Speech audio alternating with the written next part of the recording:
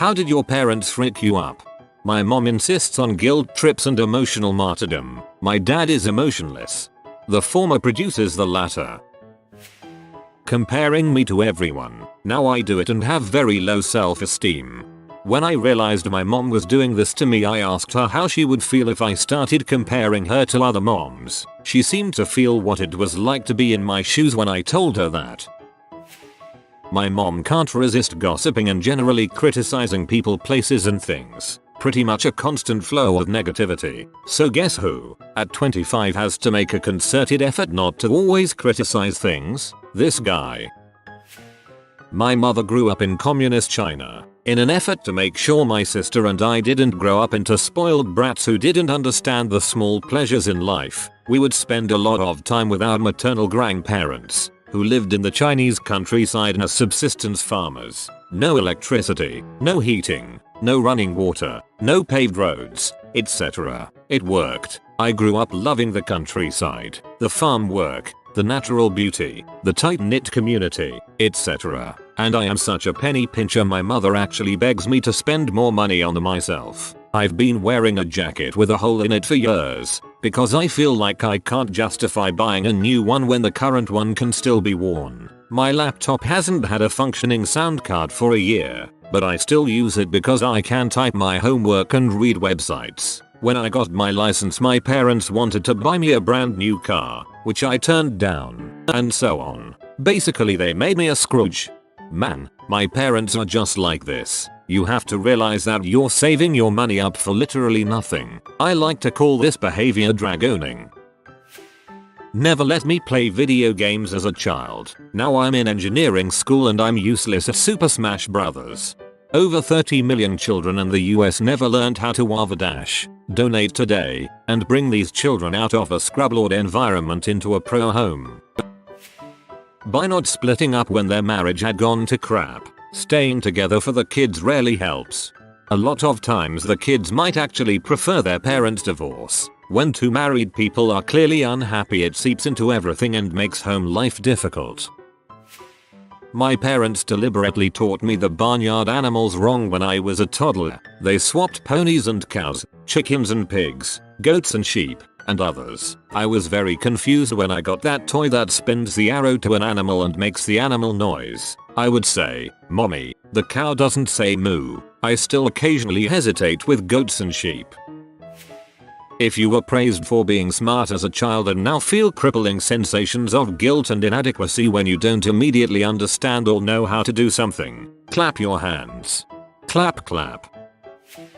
I respect my parents more than anyone in my life, and they've earned that respect as far as I'm concerned. But those same decisions that made it that way took a serious toll on my mental health since I was about 8. My dad died on 9/11/01, in the exact way you'd think based on the date. He was a newly promoted FDNY captain, and as such he was moving around a lot between firehouses, and I'd get to know all the guys. My whole life I had been to the firehouse for every holiday. I'd barbecue with the guys and I even tapped a keg for the Christmas party in 2000. Well, when 9/11 happened, I don't want to give away any identifying information, but our firehouse was hit really hard. As a kid who has been meeting his dad's friends his whole life up to age 8, and one day 3/4 of them are dead, your dad's dead, and your entire family is shaken up, telling you to turn off the TV and your grandma whispers he might hear something. Obviously I don't blame my parents for 9/11. I don't blame my dad for being a fireman, or his dad for passing on the tradition. I don't blame him for being at work that day, or for going in, but there will always be a weird line of questioning in my life that goes something like, what did he think about when he went in?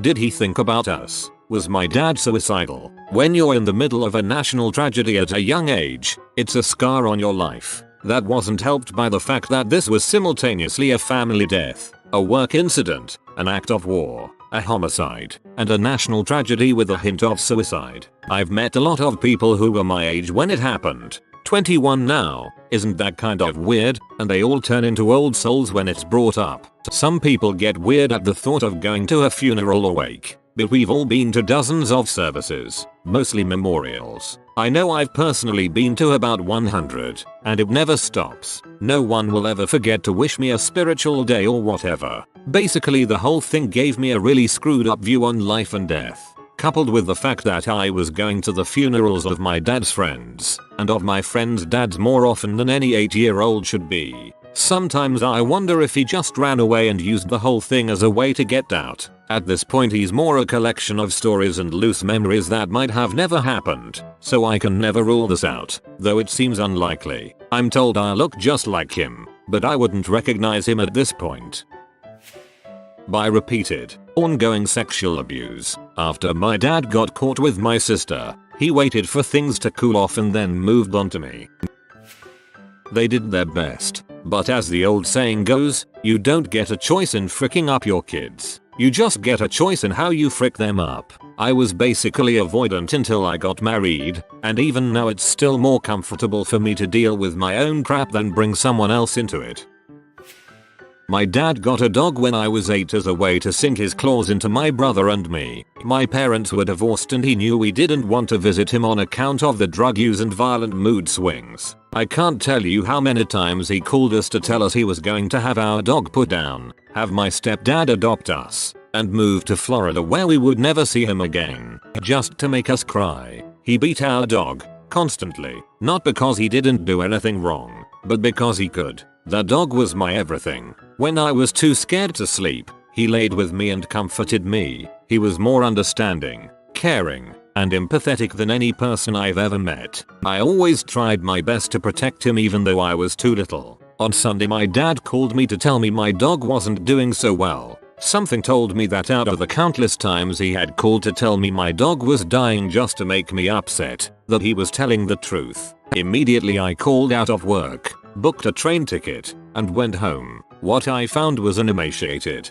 half-dead pit bull lying on the living room floor wearing a freaking diaper. He was so weak he couldn't hold his own head up and his nostrils had crusted over. He hadn't eaten or drank water in days. Right then and there I made an appointment at the vet and didn't give my dad a choice. He had tortured me and this dog for over 17 years, but now I'm calling the shots. When you love someone, you let them go. You don't let them suffer and die in pain. You let them go with what little dignity they have left. I will never be the same because of what I saw on that living room floor, and I will never forget the sounds of his last breaths. Not being able to communicate properly and threatening suicide since I was 6. As a result, I'm reluctant to let women into my life for fear that they're as unstable as my mother, or they will meet my mother and think that I'm as insane as she is. Yeah, I don't think you and a girl I liked at the time would work out very well. I always figured you'd want to be with someone more like your mom, a family friend. Number. Noppity nope nope nope. Heck no. Number.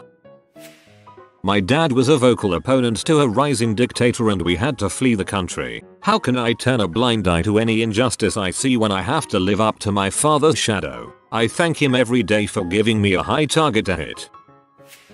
My parents never made me do anything, so I did nothing.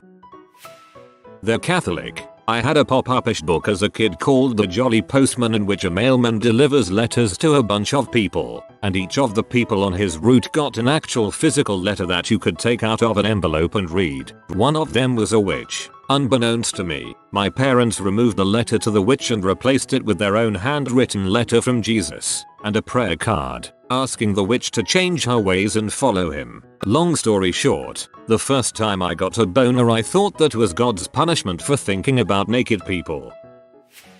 Never taught me anything about finances, wouldn't even talk about it in front of me. Now I'm saddled with crazy student loan debt and I just get dumbfounded at my bills. I know it was just their way of keeping me from worrying, which I did way too much as a kid anyway, but now I have no idea what makes for normal finances. Also, my dad committed suicide the summer I turned 20, so I was pretty self-destructive for a while. They playfully made fun of me a lot. I didn't like it though. It made me insecure, even though I'm a skinny and okay looking person. Same here, especially about music. When I got the guts as an adult to pursue it, it turned out that I'm actually a pretty decent singer. Despite having had gigs and the like, I'm still nervous practicing at home because I half expect someone to start asking me what I'm doing to that cat. They should have let me do more things on my own. I wasn't able to cook breakfast until I was 13 and I'm afraid, at 18, to call for a doctor's appointment. They should also have made me watch less TV. Sure, I would have hated them, but I'm thinking acting like the people I saw on TV made me terribly anxious. I don't blame them, though, for this. I was an immature kid who should have left that fantasy world sooner. Also, they made fun of me for being sad because my crush wasn't interested in me. My dad yelled a lot, loud scary yelling, so now I'm afraid of being in trouble, I guess. Now I hide from my problems a lot more than I should because I don't want to get yelled at. I get that. Spilling a drink was a huge deal. Getting an A in class not so much. So I learned to hide and lie about anything bad and didn't really try to do good because there really wasn't any difference. I was rarely rewarded but frequently chastised. My mom was an alcoholic and my dad was a financially manipulative, verbally and emotionally abusive maniac with physical tendencies. I had a great childhood. They don't understand me and they never tried to. They never gave me the love or encouragement parents are known for. And worst of all, they brought me up teaching me that girls can't do what boys can. My father constantly told me I was fat as a teen. I wasn't. Also, his favorite phrase was "that's not good enough." If I forgot something, didn't ace a test, screwed up a note playing an instrument, didn't eat all my dinner, that's not good enough. I still have body image issues and struggle with perfectionism. My parents split when I was 5, moved across the country. My mother remarried to a guy with kids, grew up in a small house with 6 brothers, received no hugs, only criticism because I was her oldest. Only interaction I've ever had with women has been romantic interest, so I can't make friends with women probably due to both of those reasons. Even though I'm a confident, charismatic, and extroverted person, I feel like there's a part to women I'm missing and just generally feel lost and hopeless.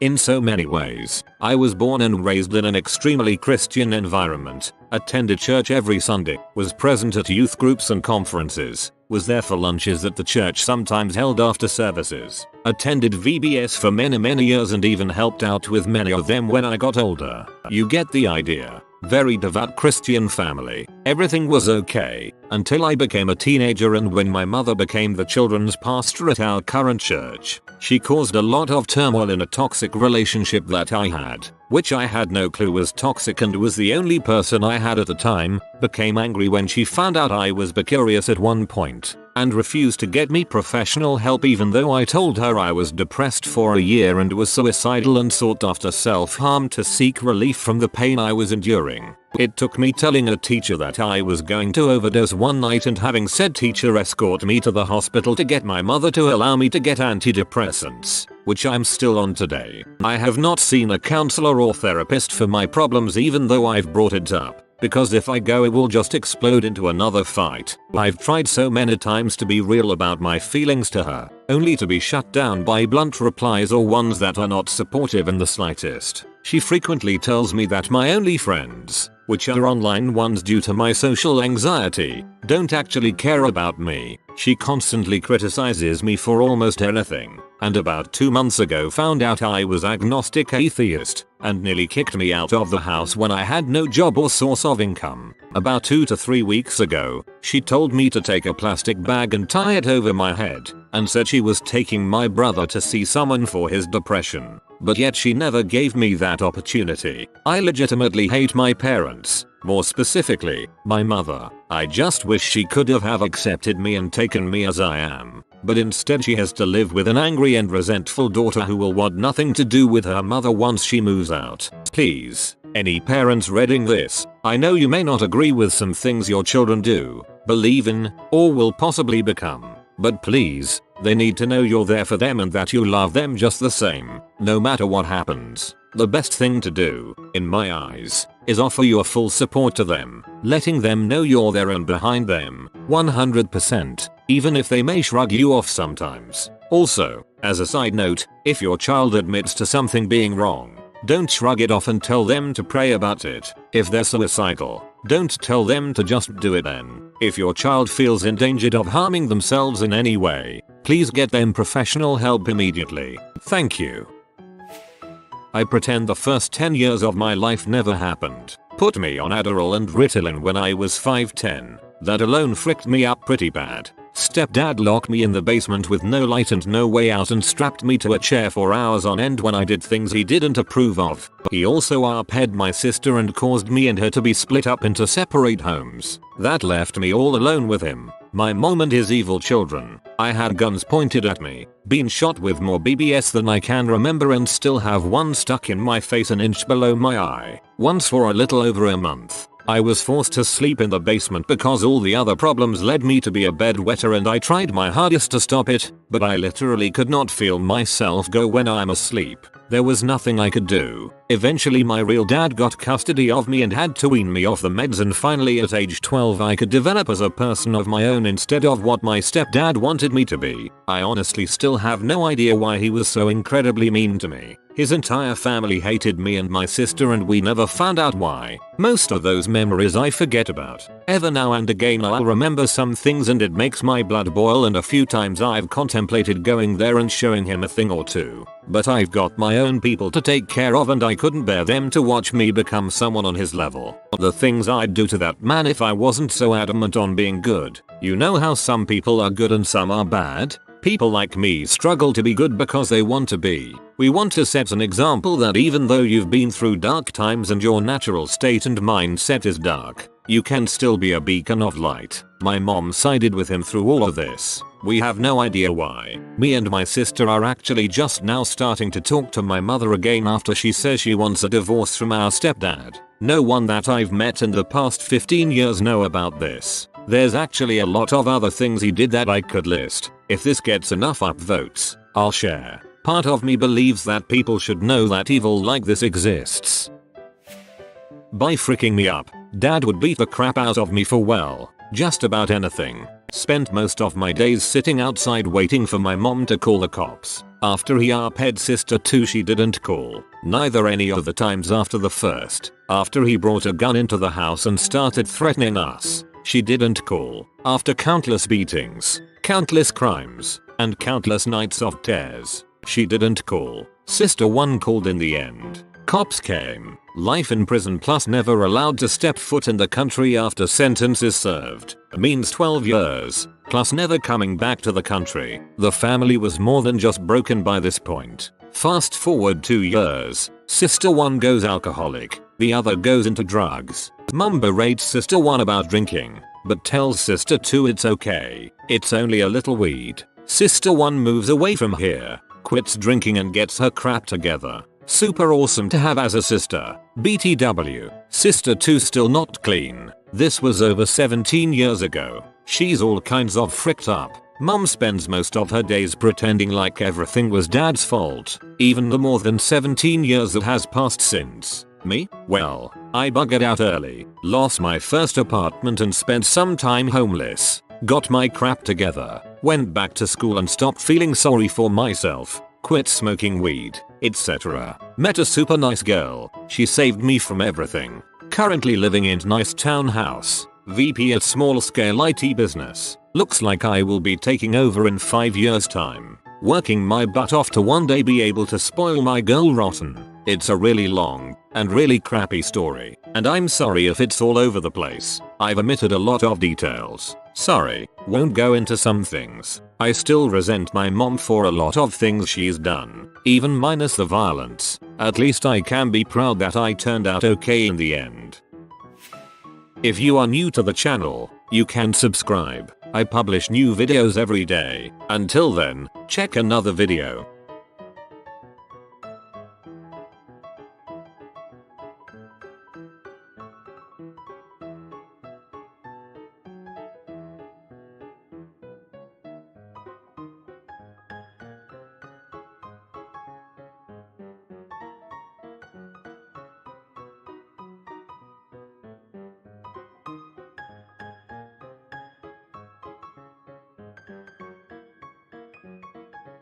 Bye for now.